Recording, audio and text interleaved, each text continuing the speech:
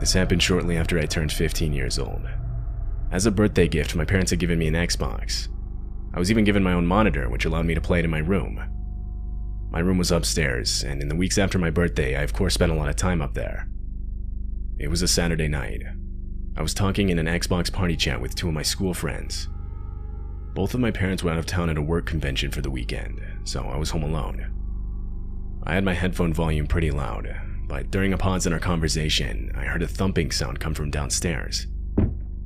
If you've ever been home alone as a kid, you'll know that any abnormal sound gets your mind imagining the worst.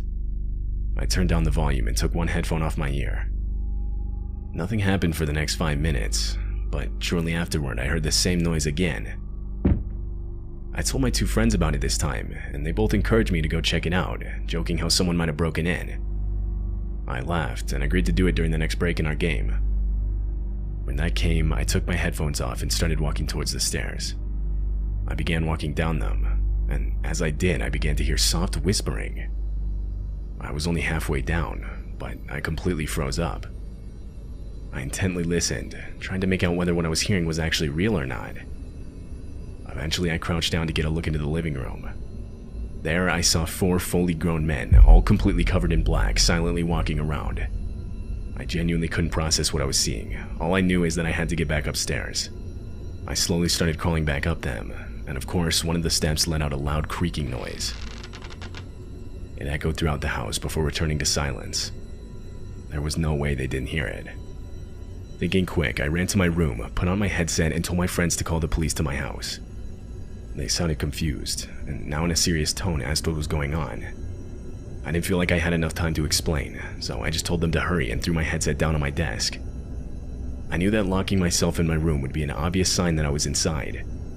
I still locked the door and closed it behind me, but instead I hid in the bathroom further down the hallway with the light off and door slightly cracked open so that they wouldn't think to check it. I could hear multiple sets of boots slowly walking up the stairs as I sat in silence. They kept getting louder until I could hear banging on my bedroom door down the hall. Not banging like trying to get my attention.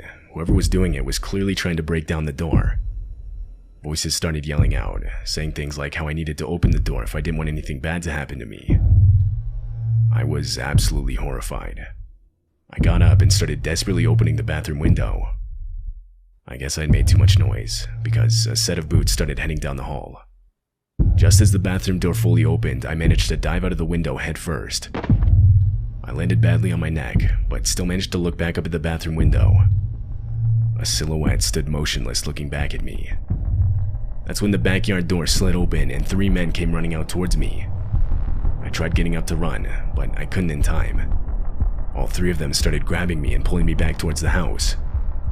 But this would be interrupted by the distant sound of police sirens. The 3 of them stopped. They looked up at each other. They then sprinted to the backyard fence, climbed it, and I never saw them again. A few moments later, and the police showed up in the backyard.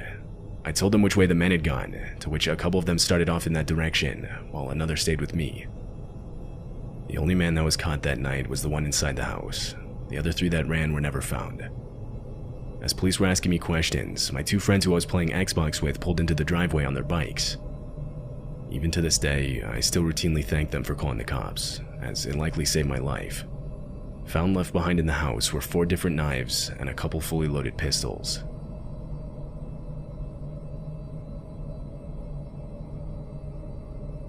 It was the middle of the summer.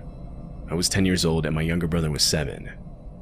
We were outside playing various games with other kids in our neighborhood, but we finally headed home when the sun went down.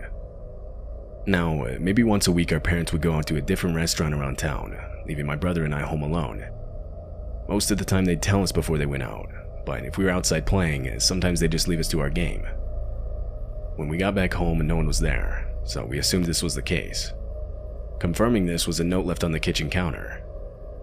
My brother and I both went to the living room to watch TV, something we usually did before bed. After half an hour, it had gotten completely dark outside. Just then, I heard the doorbell ring, followed by knocking. At first, I thought it was our parents getting back, but it definitely wasn't normal for them to use the front door, much less not have a key for it. The chances of the garage door opener they had not working and them forgetting a key were extremely low. Although I realized it was still possible, so I left the living room and went up to the front door to see who it was. As I approached the door, I heard a man's voice yell out that he was selling Girl Scout cookies. I was extremely confused considering the time of day. I look through the peephole and see a grown man, completely alone, no cookies in hand, and not with his daughter as I was expecting. The man yelled out once more, before moving his hand to the door handle. My heart dropped, realizing that we had forgot to lock the door when coming in for the night. The door handle slowly started turning, to which I quickly engaged the deadlock. A clicking sound echoed out. It was too loud. Clearly the man had heard it and now knew someone was inside. I waited a minute, before once again looking through the peephole. The man was now looking through our living room window, directly at my younger brother, who was completely unaware to what was going on. What's more is, from where he now stood, I could make out a gun holstered on the left side of his waist. I ran back to the living room and closed the blinds. I told my brother we should get some ice cream downstairs in the basement. I needed to get him away from any windows, but I knew that if he knew what was going on, he would freak out. He agreed and we went downstairs. I silently locked the basement door behind us. We ate our ice cream, and eventually I could hear the hum of the garage door opening from upstairs, signifying that my parents were back home. Later, when my brother wasn't around, I told them what had happened. They were horrified and understandably called the police. Police inspected the place, and one of the first things they noticed was how the front door's lock had clearly been tampered with, basically confirming the man had ill intent and was trying to break in. What he had planned to do when he got inside, though, I can't say for sure, and neither can police. The man was never identified. To this day, my younger brother doesn't even know this whole event took place.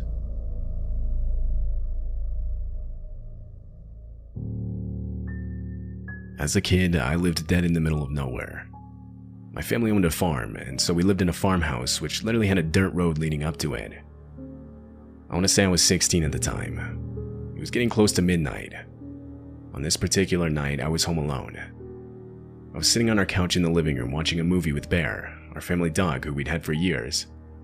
He was getting old in age, and therefore wasn't the most active dog and could easily sit through a whole movie motionless by my side.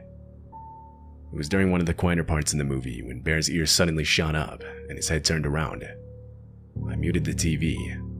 I myself didn't hear anything. Bear stayed completely focused in this one direction. It was towards the house's front door.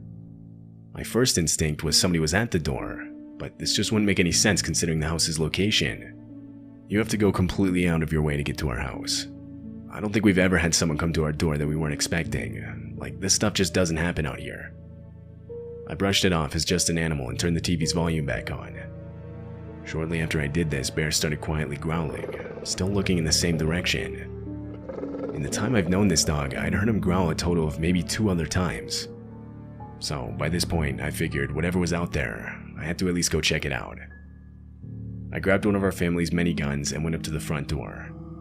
I opened it and saw nothing, so I walked out. I got maybe 30 yards from the front porch and looked out into the night.